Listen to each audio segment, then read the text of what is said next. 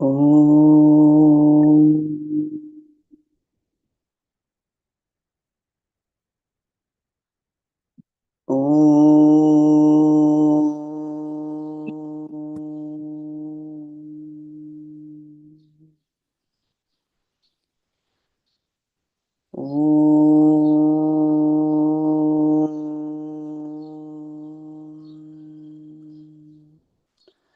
Om Sahana Vavatu Sahanau Bhunaktu Sahaviryam Karavavahai Tejasvinavadhitamastu Ma Vidvishavahai.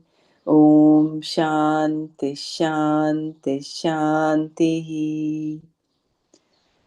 Narayanam Namaskritya Naram Chaiva Narottamam Devim Saraswatim Vyasam Tato Jayamudirayet.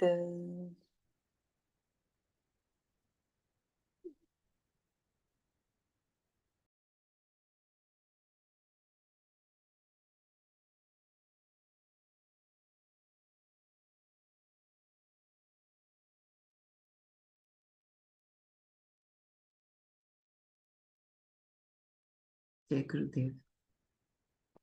So yesterday we did the penultimate shloka.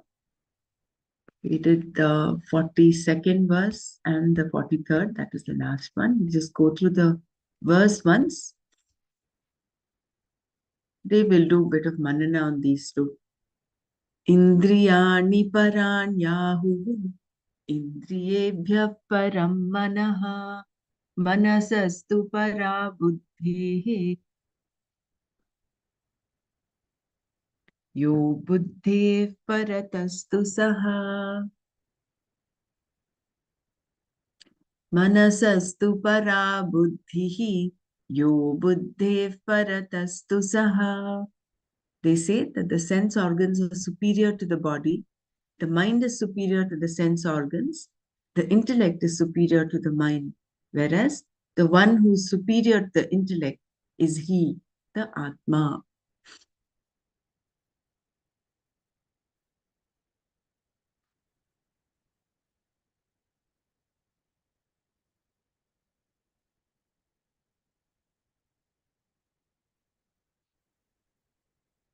So this was in response to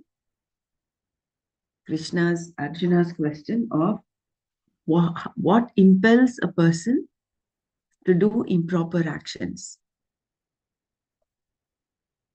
Krishna goes on to explain that Kama esha krodha esha rajoguna samudbhavaha mahashano mahapapma vidyena mihavairina. He says it's only because of Kama and Krodha.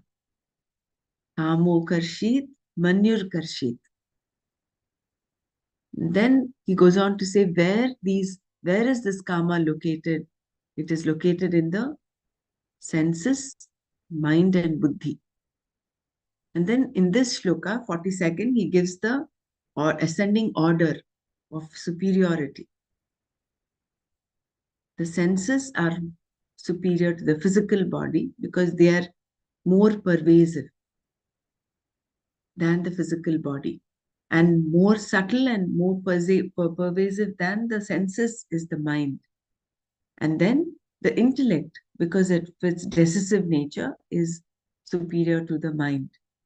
And what is that which is superior to the intellect? Is the Purusha, what is the Paramatma.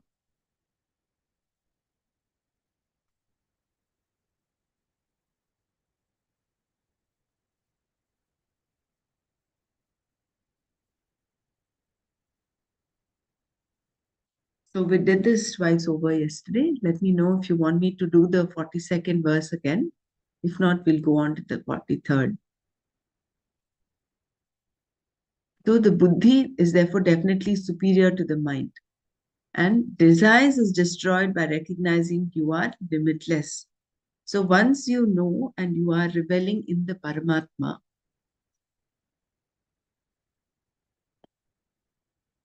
then you go beyond the buddhi. That is why Krishna went on to say, the one who is above the buddhi is Atma, yourself. Yaha tu buddhehi parataha saha paramatma.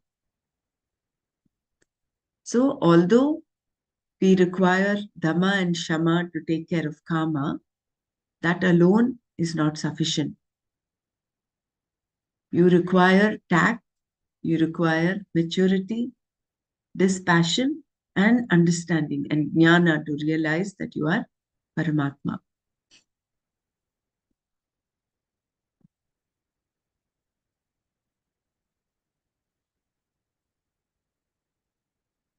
So, when you are free from any sense of limitation, there is no enemy, and the wants you may have become harmless, mere privileges, in fact.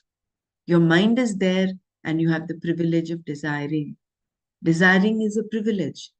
Only when you do not need to fulfill any desire in order to be secure and happy.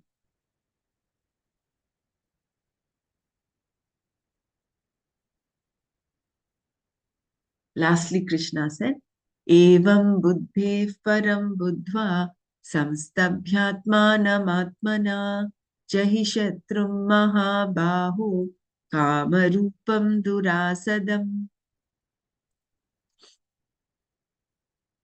O Arjuna, knowing that which is superior to the intellect in this way,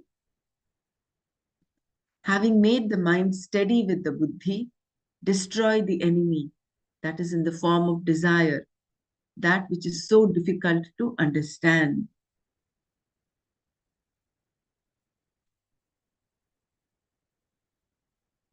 In the previous verse, Krishna revealed a fact, that which is above the buddhi, because of which the buddhi is illumined, is the Paramatma. And because a mastered mind is required to know this Paramatma, Krishna concluded the chapter here by summing up what is to be done to destroy karma.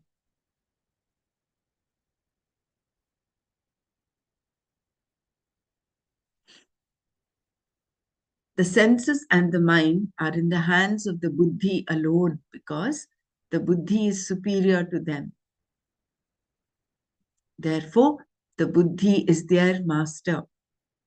The buddhi, meaning one's viveka, discrimination, steadies the mind and senses.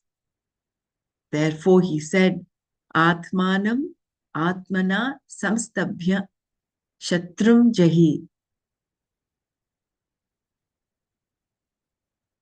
So, what we need develop is the buddhi, viveka. Here, Krishna told Arjuna that he should destroy the enemy in the form of desire, Kamarupam, Kamarupa Shatrum Jahi, by knowing that which is above the buddhi, buddhehe param buddhva.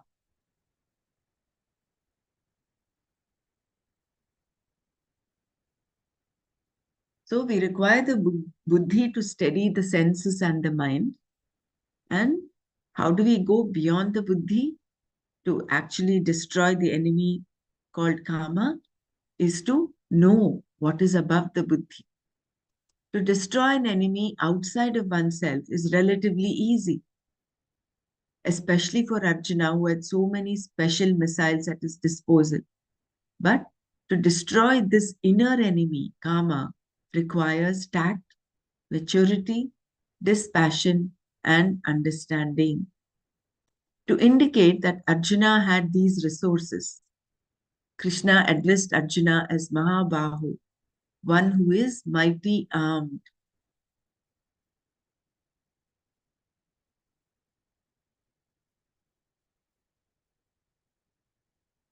The enemy in the form of want is an only expression of ignorance. Maybe it should be read as is only an expression of ignorance. Or even this is an only expression of ignorance. Ignorance being the mother of karma and its brood, anger, jealousy, fear, and so on.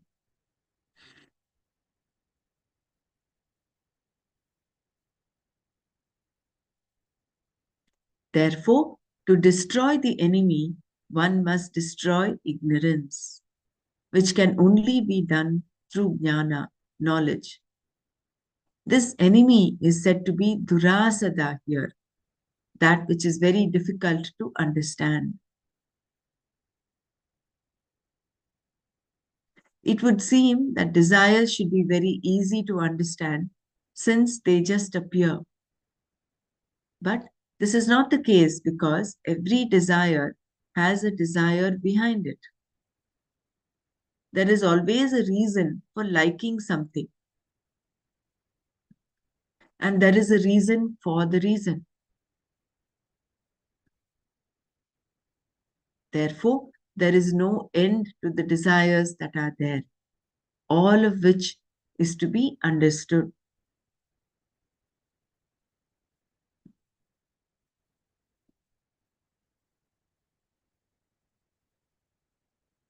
Only when karma makes you suffer by its presence are you a samsari, a sufferer.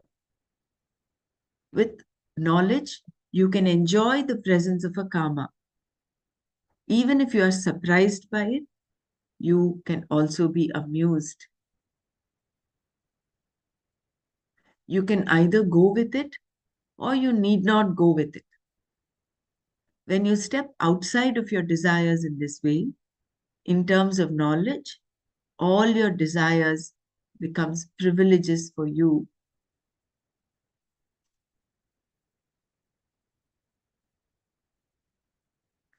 Thus, whether you are a karma yogi or a sannyasi, there is no other way of dealing with karma except through jnana.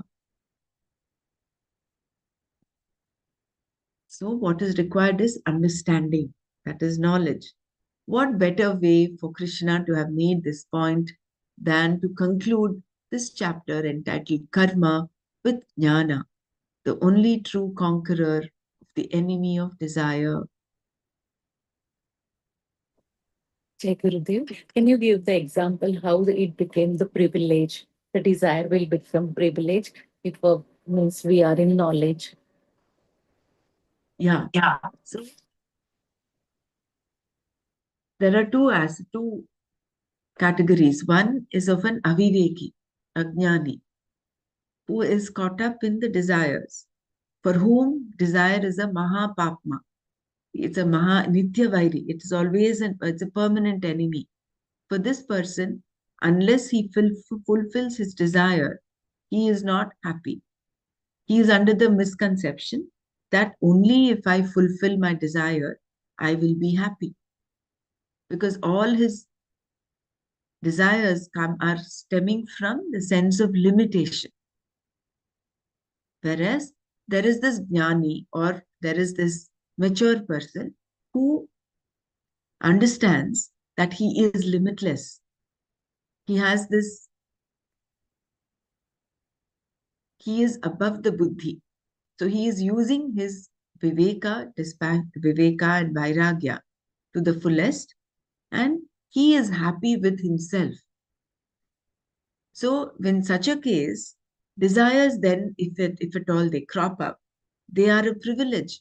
He has a choice to either go with them or not go with them. In either which case, he is not, his happiness is not affected by fulfilling or not fulfilling the desire. He is just amused by it. He will, if he feels like, he will go with it. Otherwise, he would not go with it. But he continues to remain full within. So that is why they become a privilege for him. Whereas for the person who is an ajnani, who's reeling in samsara, for him, fulfilling desire becomes a binding thing. Thank you. So Thank you. basically, Hmm. binding versus non-binding desires. Correct. Thank you. Because he has understood that karma, the root cause of karma is avidya. And with the sword of knowledge, he has cut off that karma from him. The avidya is not there. So where is kama then for him, right? But because he is still in the physical body, so he will of course have some desires cropping up. That lesha avidya will still be there. So then desire becomes a preference or a privilege. It doesn't become a binding factor for him.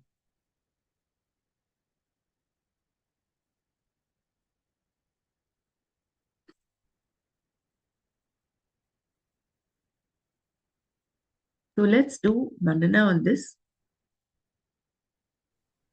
So earlier, Bhagwan said, use Shama and Dama to have a say on karma. But are they alone sufficient? They are, of course, required for Atmanam, Atmana Samstabhya, Shatrum Jahi. So you have an enemy, and where is this enemy? This enemy is not outside of you. This enemy you know very well. This enemy is right within you. So for that, use Dhamma to have a say on the senses. To say, enough, I don't want any more. And Shama to create that distance between you and your desire. That is having a say on your mind. So you master your senses, master your mind using Shama and Dhamma. And then with Viveka, and that happens only because only when you have Viveka, your Buddhi is reigning uppermost. If your Buddhi is very weak and the mind and senses are strong, then you cannot master this enemy. You cannot vanquish this enemy. So first and foremost is to develop Viveka and then nurture the Shama and Dhamma. They have to be strong, no doubt.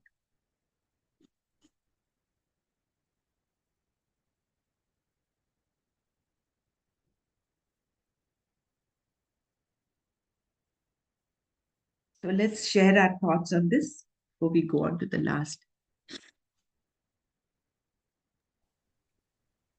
So understanding the desire, karma is bottom line, right? So Mm. why we in the first place we are getting this karma and because of the limitation, feeling of the limitation of oneself. But then as a result, the desire when you're trying to fulfill the desire, what happens when you fulfill it? Another desire comes, another desire comes. So it's like another that fire, fire, feeding everything comes in and engulfs it. But if the desire is not fulfilled, and it can go on to cause these other issues like that karma causing krodha and the jealousy and fear and greed and all the other stuff, and then it going to cause the destruction of that say person. So understanding this, why we want to um, better off without this karma, right? Like, I mean, the desires can happen, how we take care of it. Again, you mentioned that it's a binding desire. That binding desire is what um, makes this problem, like you giving the attachment and all that. So having that, sorry, Dhamma and Sama, first he said, under identifying that karma, how this coming one thing, and the second thing is that understanding this Sama and Dhamma, and that kind of helps uh, having that viveka, uh, the discrimination in the buddhi helps steady the mind and senses, so that uh, above all that is that Paramatma, right? When you so having that knowledge, the wisdom that makes you understand this better. Sorry, understand better meaning even the desire is there. You're not mm, not pushed to fulfill either. Even if you not fulfill it, eh, not going to matter. I'm still going to be happy because of that knowledge. The ignorance being destroyed. The ignorance is the root cause of this karma. So when your ignorance is uh, removed by knowledge, then that desires doesn't affect that person.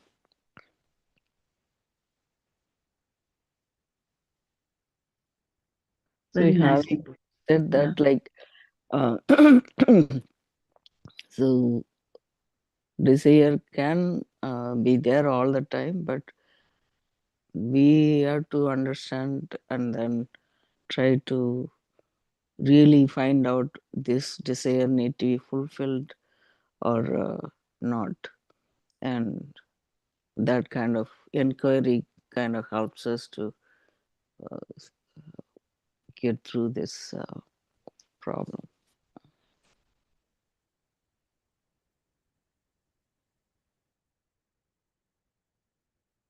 So initially, remember we had Dhumena vriyate vannihi yatha darsho malena cha yathol benavrito garpaha tatha tenedamavritam.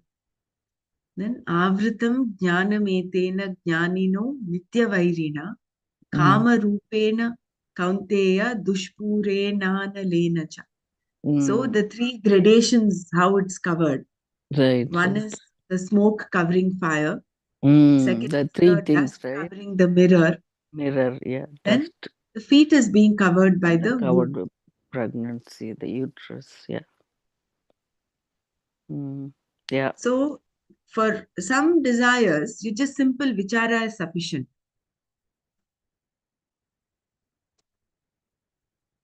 But then for some, you may have to have little longer vichara. You may have to sleep over the desire, wait for 24 hours and say, do I really need this?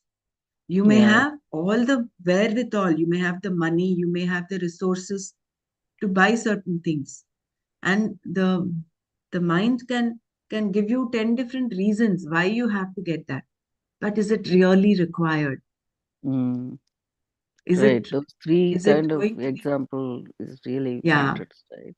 With the time, one is with the time, and then One uh, is just vichara. The second vichara. is with the will. Yeah, You yeah. say Use no, the will. Yeah. Yeah. use your will to say no. Mm. And then the third is some That time. requires kala, time. Mm. Mm. For instance, for all of us who are sadhaks, it requires time for us to kind of what do we say? Have a say on our desires. It's not going to be an overnight thing. You have to put in that effort. Abhyasa has to be there. Abhyasa. And how is this abhyasa? It is not momentary. It is not like for 2 hours or 3 hours I'll do abhyasa. It has to be nitya abhyasa. Abhyasena tu kaunteya vairagyena cha dushkrit. So this is combination of both abhyasa and vairagya.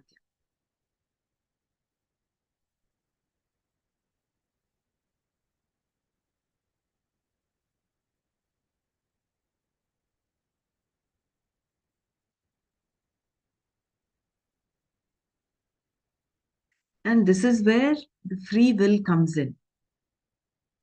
Because it's only human beings that have this free will. No other animal has this free will. And that is why human race is the only has the capacity to fully mature,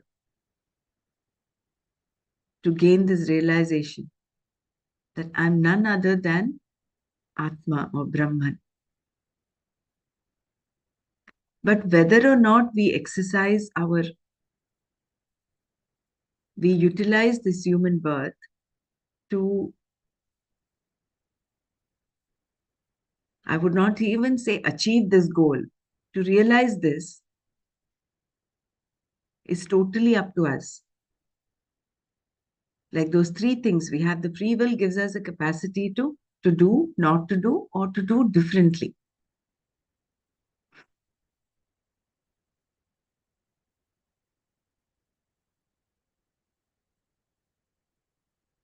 And with exposure to this knowledge, what is getting refined more and more, what is getting purified more and more is the buddhi. So when your buddhi is strong with exposure to knowledge from the Shastra, from the Upanishads, from the Gita, the intellect you're developing that viveka. And once that muscle of viveka is strong, buddhi is strong, then you have a say on your mind and senses.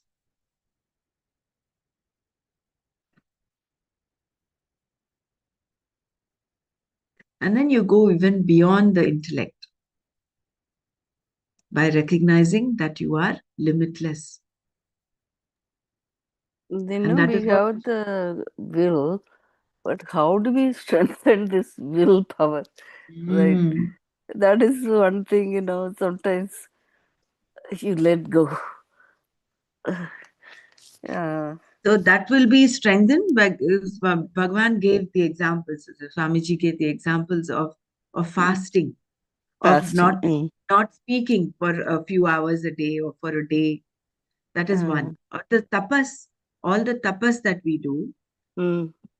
is when you say no, even fasting for that matter, Mm. right? These are done to strengthen the will. Mm. Right. Fasting, and there was another one also. Mauna. Prayer. Mauna is deep, Mauna, yeah, silence. Yeah, yeah, yeah. silence. Silence. Yeah, yeah. Right. Okay, Jai that would Gurudev. improve that willpower. Okay, Yeah. good. So all these are actually so very nicely inbuilt in our religion, System, yeah. Mm. in our culture. Mm. And this aspect of fasting is there in all religions. It's not just in Sanatana Yeah, Dharma, it's there in the Muslims and the Christians. yeah. So there are so many sense pursuits there, but you're saying no. But this time, I am going to refrain. I'm going to withdraw my senses. And also the practice of pratyahara. Pratyahara is you're giving an alternate source of food to your senses. You're withdrawing them, you're taking them within. So pratyahara is actually one of the Ashtanga yogas, one of the limbs of the Ashtanga yoga of Patanjali, where voluntarily you withdraw your senses. And that saying enough, that is important.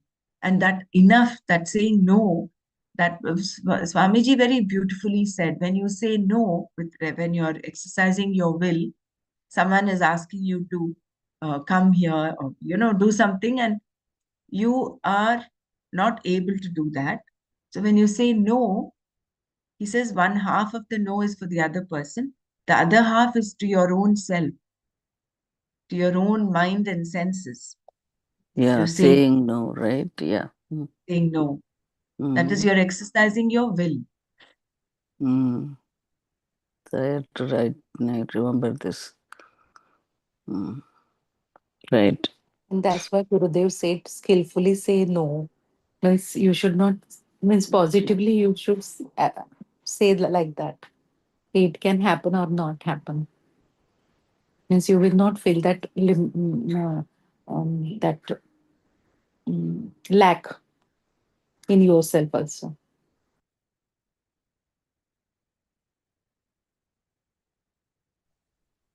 Jai Gurudev.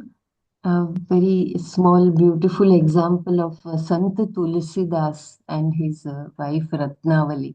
It just came to my mind. He he became so much blind for the love of his wife that she went to her own parents' house for few days, and he could not bear the separation. He went in earlier times, it was one village to another village. So in that blindfold, he went on the dead body, assuming that it's a boat. And to reach to her room, it was a snake which was there, and he thought it is a rope, and he went through that. And when she heard that, he came facing so many obstacles, and then she just said one sentence, that if you would have done so much effort to get Rama, then he would have come. And that struck him like anything, and he realized at the same moment, and he had that vairagya. So it was a matter of grace, no doubt. And he left the samsara and went in search, and then he I mean, it was all very long story, but very beautiful. So sometimes it's a grace aspect also. He had realized. Yeah, Jai Gurudev.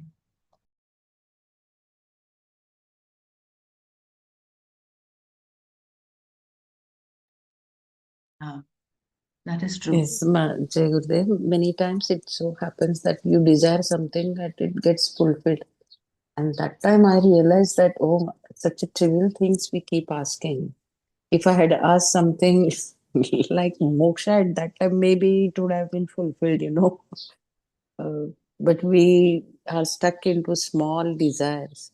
And when they get fulfilled, yes, at that time I feel, oh, I should have asked something bigger, not a small thing. Because in mind, moksha was not the priority for us. Correct. That's why Gurudev says, if you seek, seek the highest. If you ask, ask for the highest. Then all the others will be taken care of. Isn't it? When you know, if you're desiring the highest, which is you desire that to get that realization that you are beyond limitations, you are limitless. Then in that space, in that state, you are, all other desires is as good enough as if they are desired, they are fulfilled.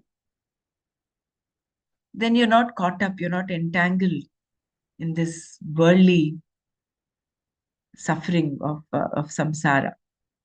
Oh, if I don't get this, I'm going to be miserable.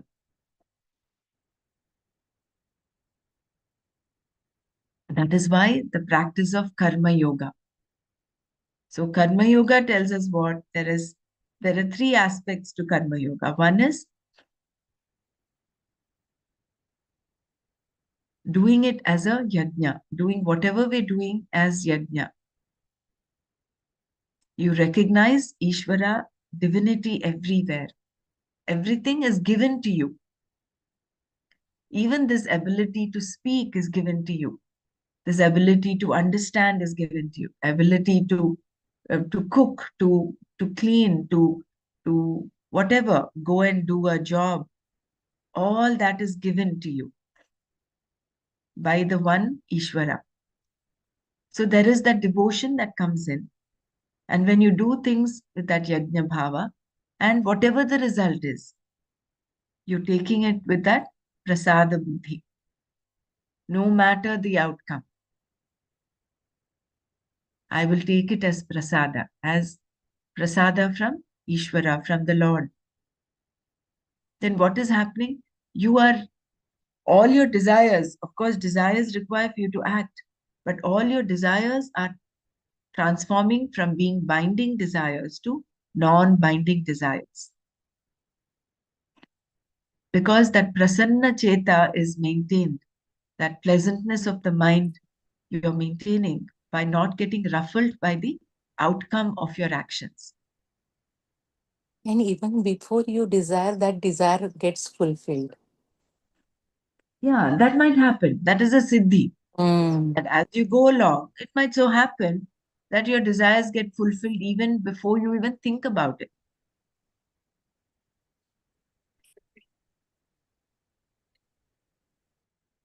And then discretion and action. That is another aspect of karma. Yoga karma kaushala. To do, not to do, do otherwise. And that for that you require viveka. You require dharma, adharma, vichara, and karya, akarya, viveka. You need to know what dharma is, what adharma is. Most of the dharma is actually common sense. I mean, it's universal. You know within what you do not want others to do to you, you do not do to them.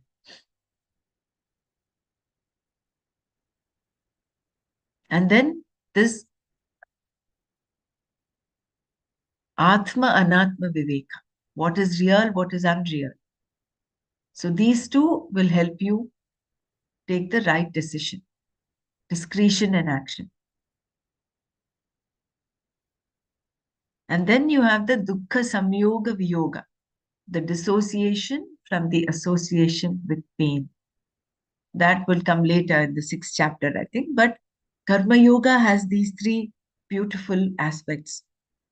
So when we are living a life as a sadhak with Karma Yoga as our practice, then you see how karma automatically starts getting vanquished. So that Nitya Vairi, Dushpure, the like Anala, all that is slowly getting taken care of.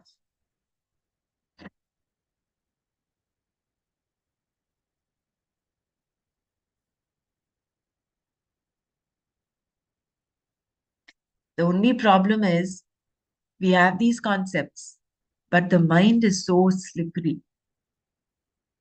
So it depends at any one point which is acting up. Like how sattva, rajas, tamo gunas, at any one point, only one guna is predominant and the other two are subdued, like that.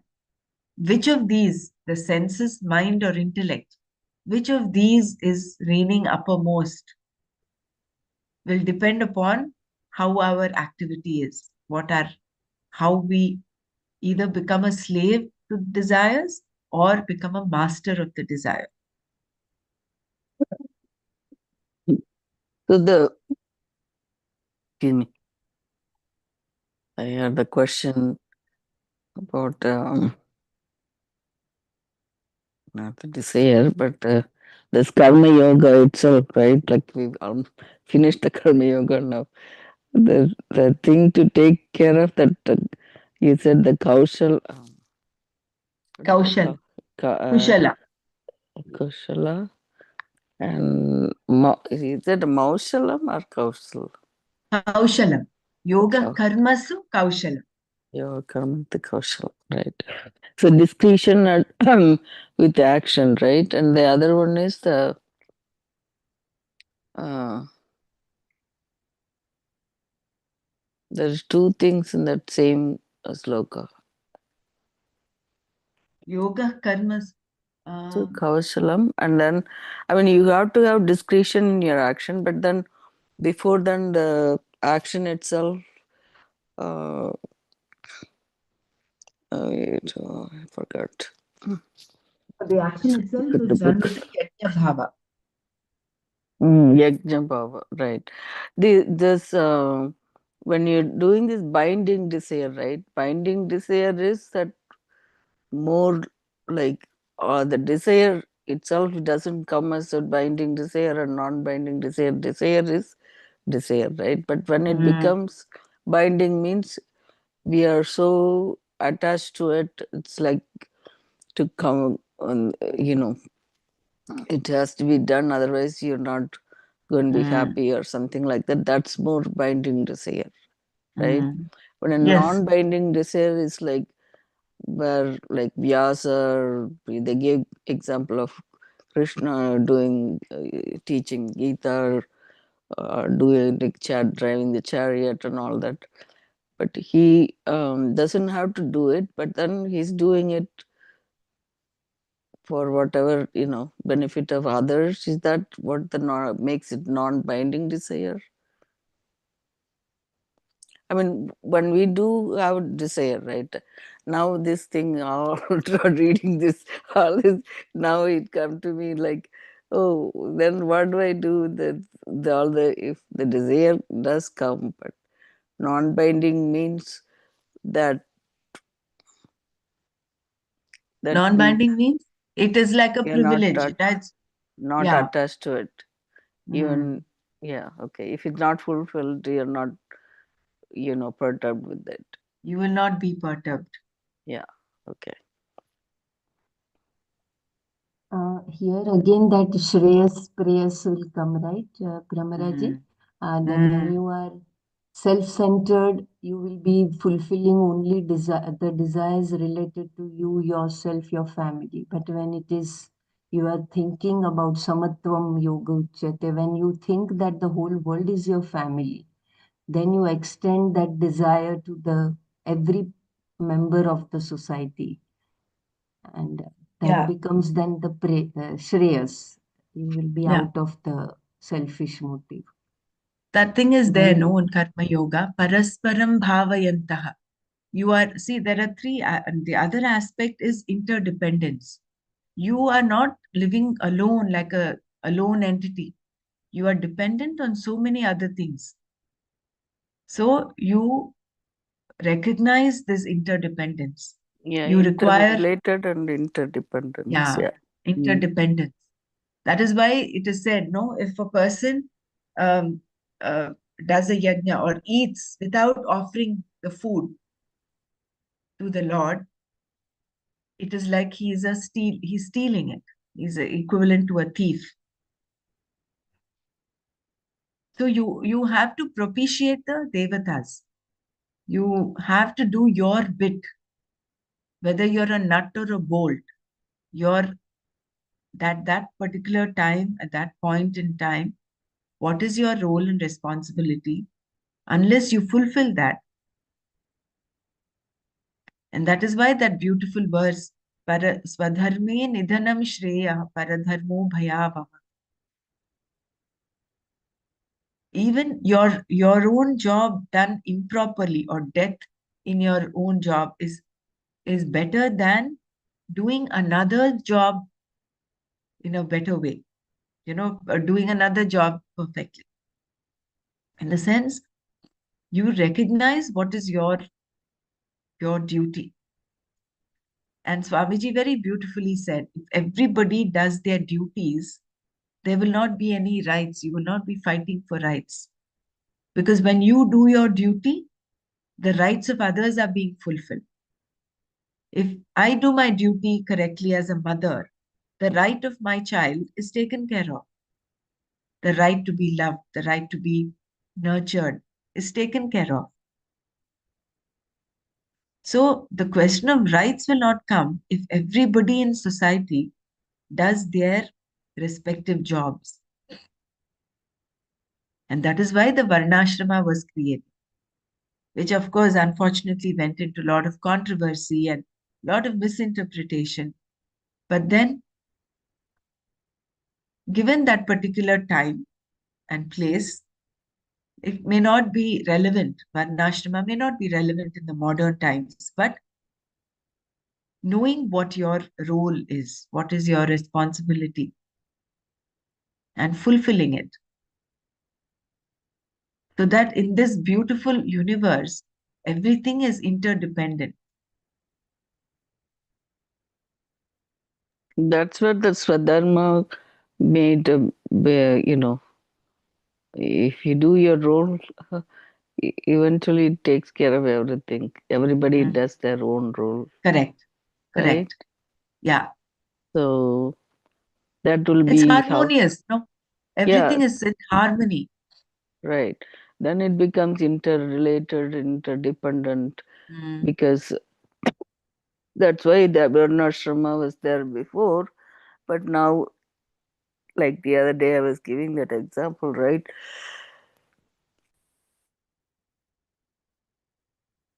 My friend, when she got hurt, everybody did Correct. their duty, so Yeah. everything got done Mm. so quickly Totally. and taken care of. If then one person even gave some excuse, that would have been delayed one after another, then it may not happen the way it happened, right? Yeah.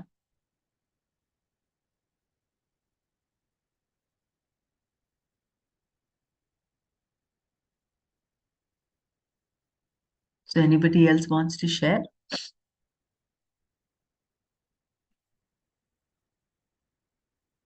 That is why Buddha said, desire is the root cause of misery. Karma is the root cause. And where is this karma coming from? From ignorance. The mother of karma is ignorance. And how do we get out of that ignorance?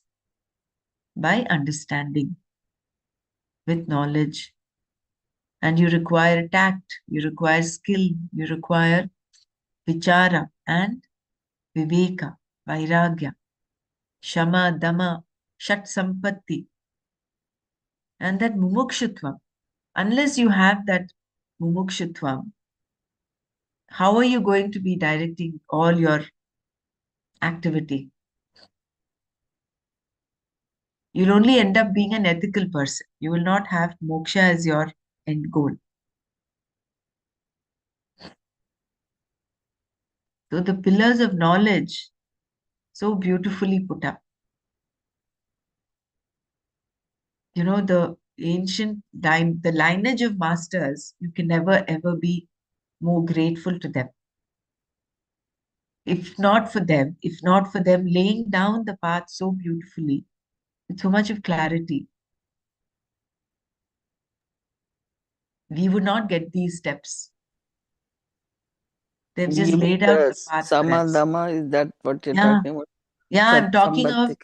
the four pillars of knowledge, where Sadhana you have sadastajyam, sadhana chatushtayam. sadashtayam, You have yeah. viveka, vairagya, Vairagya, samadhi, shat sampatti, and mumukshutva. mokshitvam, yeah. Yeah. See, everything goes around. Whether you study Tattva Bodh, or you study Atma Bodh, or you study Gita, the Yeah. Shat Sampat, the sadhana chatushtayam, it's the foundation. Yeah, even Bhagavan Sankaracharya, very nicely put, if you are not ready to do this, this is not the book for you. Correct. Like that. Mm. So, I mean, you can't just read it like a novel or something, it's just Mm. something that you are ready for it to have that Atmajnana. So we all should feel really blessed that we've come to the portals of Gita. Now the prayer is that the essence of Gita needs to be understood Understood, and yeah. lived actually. It has to become a reality. Yeah. That's the The next thing I when was the going to ask you. Like, now that we read the Karma Yoga, at least we should do this every yeah, day. yeah, Try to implement mm, everything, so our mind becomes clear and steady, and hopefully right. we'll get there soon by Mm, the end of this Gita. mm. It's really Shastra nice. Kripa needs to come. Yeah, yeah.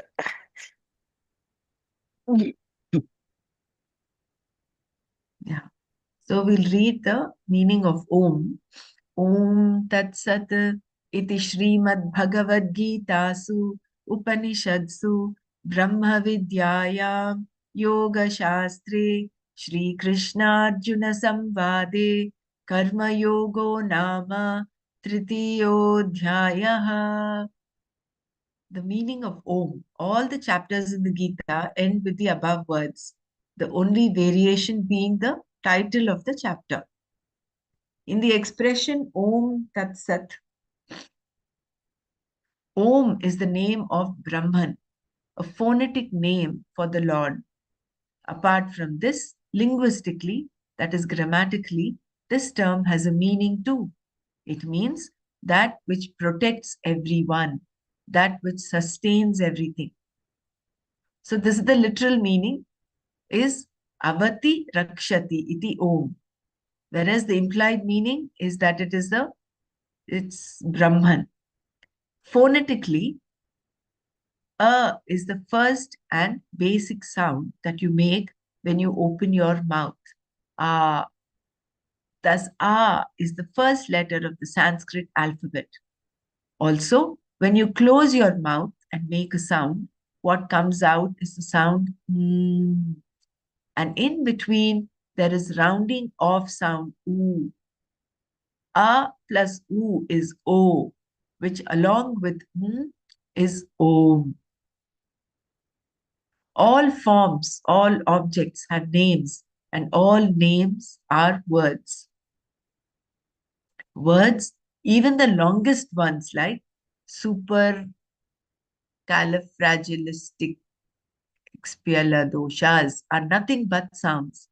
These sounds all come between the that comes when you open your mouth and make a sound, and the sound that comes with the mouth closed.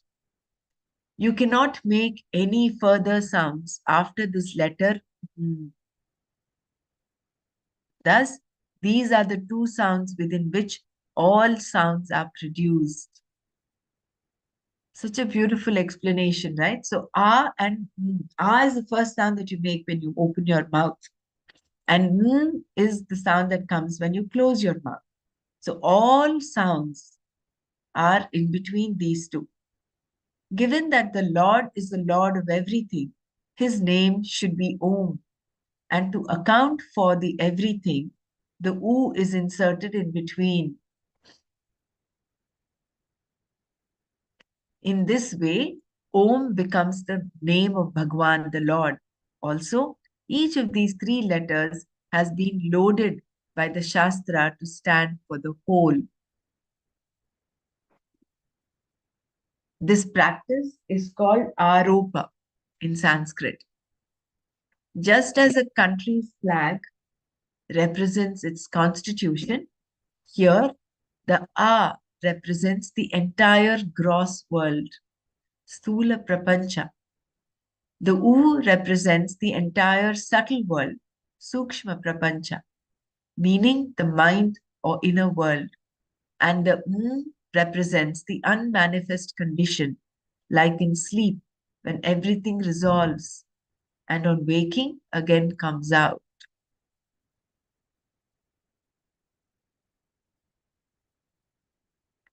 So this is very nice. I'll repeat this paragraph again. Given that the Lord is the Lord of everything, his name should be Om. And to account for the everything, the U is inserted in between. In this way, Om becomes the name of Bhagwan, the Lord. Also, each of these three letters has been loaded by the Shastra to stand for the whole. This practice is called Aropa in Sanskrit.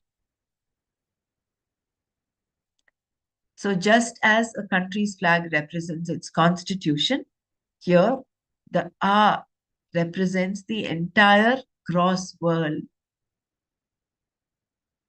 Sthula Prapancha. The U represents the entire subtle world. Sukshma Prapancha, meaning the mind or inner world. And the represents the unmanifest condition, like in sleep, when everything resolves and on waking again comes out. It is like this Srishti, Sthiti, and Pralaya. Also, Yeah, this the one, is it the Mandukya Upanishad has that arm sound? It how it said like Stula Prapancha and the U is the Sukshma Prapancha and M is unmanifest condition, which is mm,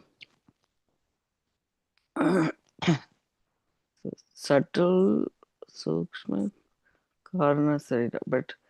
But this also like creation, like yeah, you said CST what Srishti, is Sthiti, and Laya. yeah, right.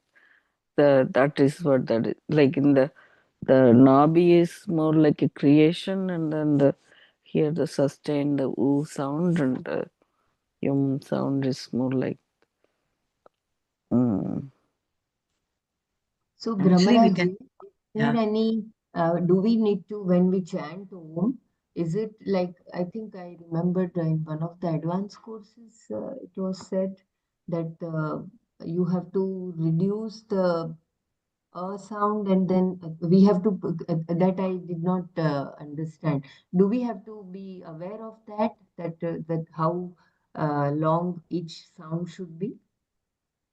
Normally, I mean, as I know you asked Dr. Brahmara, but they start from that nabi, that what do you call that?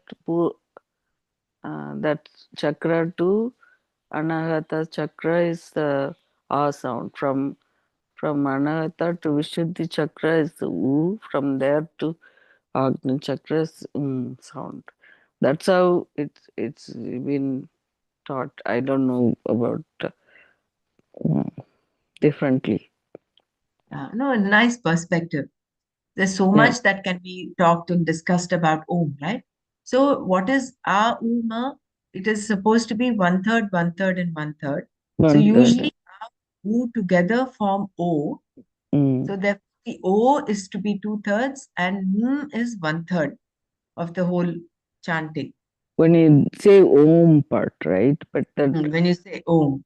But mm, when you're saying it separately, yeah, there are different ways of chanting Om. There's no one right, particular right way or wrong way. So when right. you're doing Uma, then you do one third, and one third. Mm. Yeah, What is Dr. this Mara, chakra is thank you. called? The one in the Nabi is what is it called? Manipura. Swadhisthana Manipura. Manipura chakra, right? Manipura. Manipura is Nabi. That's I another perspective. No, I didn't know this Yeah, it part. is but very beautiful. Thank you, Dr. Yeah. Mara. Very nice. No, that's how.